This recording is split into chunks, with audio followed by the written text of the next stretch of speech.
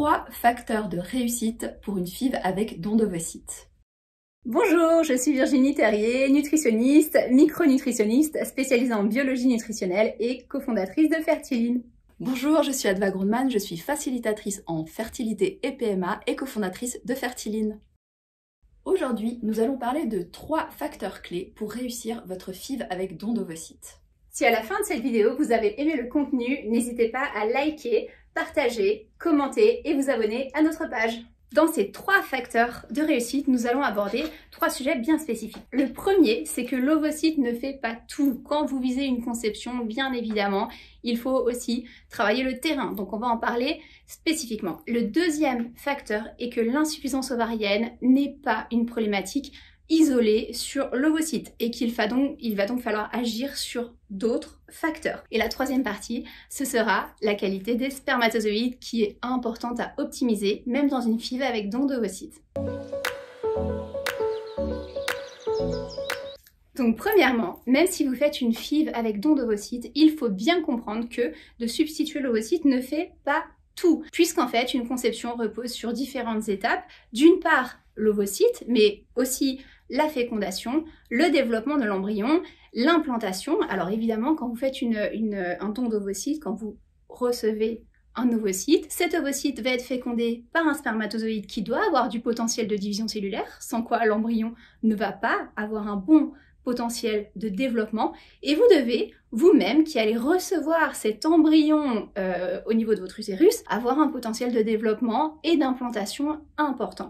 Donc, il faut être dans ce raisonnement-là, de se dire, ok, l'ovocyte, ça, c'est une des parties de la conception, mais tout le reste du terrain doit vraiment être optimisé et c'est essentiel. Également, dans le terrain, on optimise tous les risques qui sont relatifs à la grossesse, puisque le fait, quand on a une insuffisance ovarienne, d'avoir le don d'ovocytes ne crée pas de prévention pour les risques de la grossesse, tels que les risques de dysfonction placentaire ou les risques de diabète gestationnel. Il est donc important de travailler sur tous les autres facteurs que l'ovocyte pour recevoir cet embryon issu de ce don d'ovocytes et pouvoir le développer correctement pendant toute une grossesse.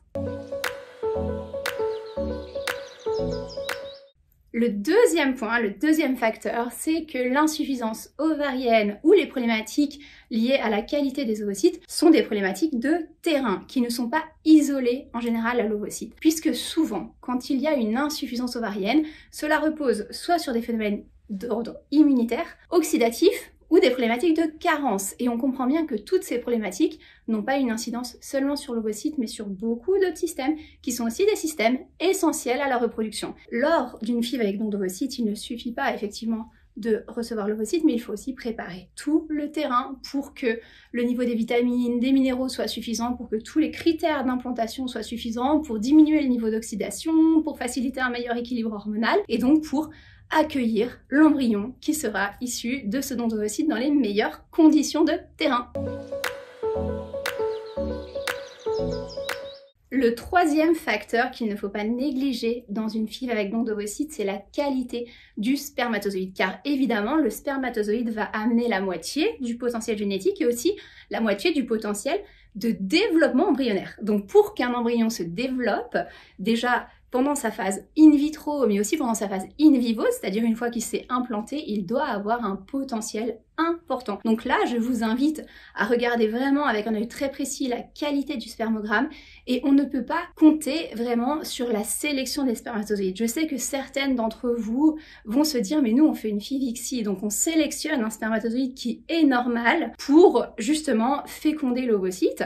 Alors effectivement, ça trie un petit peu, mais cependant, un spermatozoïde qui est normal visuellement ne garantit pas un matériel génétique qui a automatiquement du potentiel. Donc le potentiel de développement embryonnaire, il faut l'augmenter. Et pour augmenter ce potentiel de développement embryonnaire, il faut effectivement faire un travail aussi sur le spermogramme et sur la qualité des spermatozoïdes. Et ça, c'est essentiel et à ne pas oublier.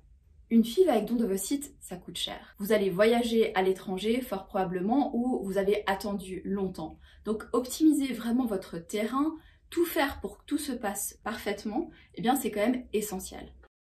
Et dis-moi Virginie, préparer sa FIV avec don d'ovocytes, est-ce qu'il y a un autre intérêt que réussir son traitement? Oui, bien sûr. Parce qu'en fait, il faut comprendre que quand on pense à don d'ovocytes, on pense tout de suite à un héritage génétique lié à l'ovocyte, mais cet héritage génétique il est relativement faible. On estime aujourd'hui qu'un ovocyte amène 5% seulement du potentiel de santé et du potentiel général en fait d'un individu, donc c'est relativement peu, ce qui veut dire que les 95 autres pourcents, c'est vous qui les amenez dans votre mode de vie, c'est le spermatozoïde qui va l'amener aussi. Et en fait, pendant toute la phase, par exemple, de grossesse et de petite enfance, on va travailler ce qu'on appelle l'épigénétique de l'enfant, c'est-à-dire qu'on va modeler en quelque sorte sa santé, son potentiel de vie, et voilà, et vraiment le potentiel de santé avec les habitudes qu'on va avoir. Et en fait, on sait que cette épigénétique est aujourd'hui vraiment le facteur dominant dans le développement et dans la santé d'un individu, bien plus que la génétique. Donc on ne peut pas se dire « Ah, j'ai eu